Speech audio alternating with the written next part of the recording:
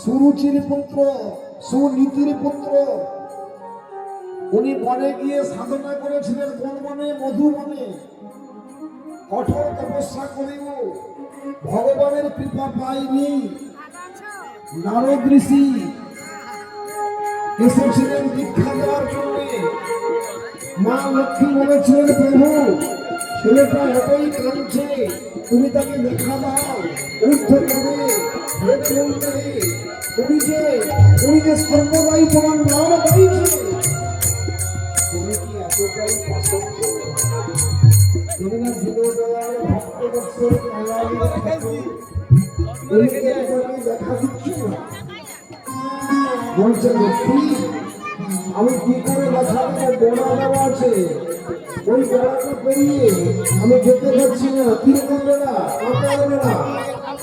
তার মানে এখনো পর্যন্ত দীক্ষা হয়নি, আমি তো যেতে পারবো না। তখন নারদকে পাঠালে, নারদ কৃপা করে তুমি ধ্রুবকে কৃপা করো, ধ্রুবকে দীক্ষা